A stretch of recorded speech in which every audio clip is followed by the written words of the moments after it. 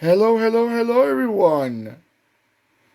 Welcome back to another video. Alright, let's check what we got for you right now. We have a beautiful car. This car is really attractive. I gotta say it.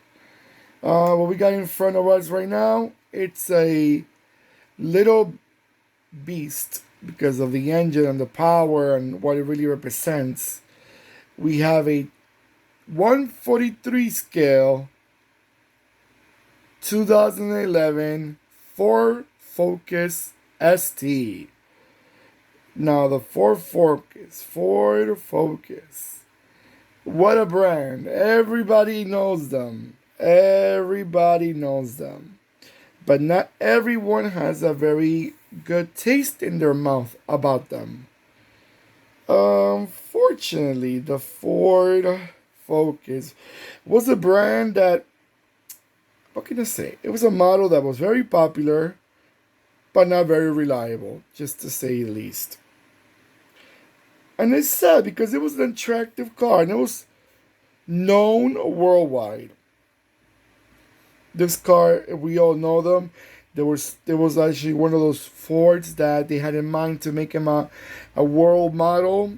And actually it was a world model because they kept the same model for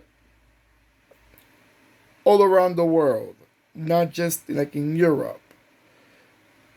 And when it came to America, we had the sedan, the station wagon, and we also had the five-door hatchback, like the one that we're looking at right now.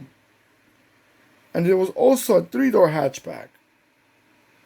Actually, we had both of them actually in North America. Now, by the way, this, just so you know, it's the third generation of the Ford Focus. It was. I'm just looking around in this car. By the way, in North America, this model came out in 2012. This specific model, but in Europe, it came out in 2010. And they were sold in Europe until 2018, but in North and South America, it was sold until 2019. This specifically is a 2011 model, and this right here is, like I said, like one of those power rockets, and because it's the ST model, which is the, I'm trying to, before I even get to that model, what I was saying before about their being reliable, I am not sure if you guys had this issue in other parts of the world, but these cars in North America, they were really not good when it came out to their transmission. And this was an iconic problem that we had in North America with the transmissions. They said that, I read in some articles, that the Fiesta and the Focus, when they made them, the transmission they put in the car was not tweaked properly for those models. So when they were in those cars, they were not really good. And it's a sad thing because, like I said, they were very attractive cars. Fiesta, that's when Ford Fiesta came back to North America, and then they had all these issues again. And it was sad because the car was attractive.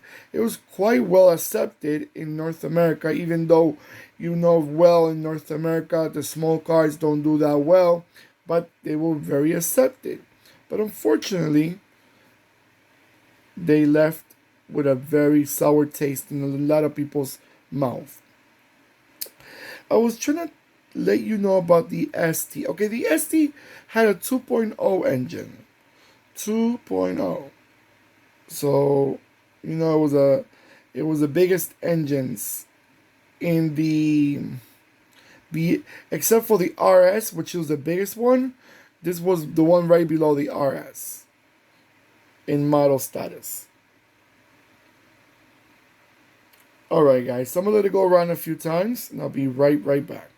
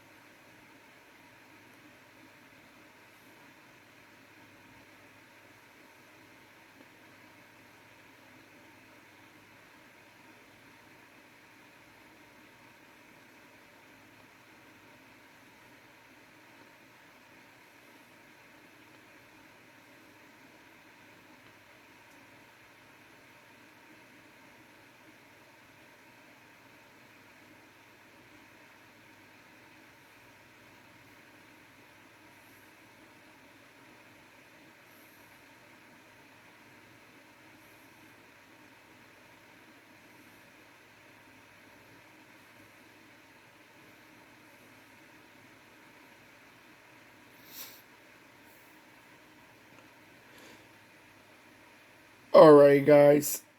You know, one thing I was reading about it in North America, when Ford Focus was coming to North America, it was supposed to be sold as a Mercury. But you know, Mercury, that was the last years of Mercury. It was actually supposed to be a Mercury Tracer.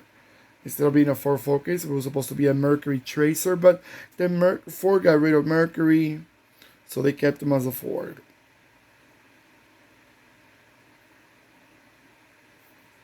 Very nice car.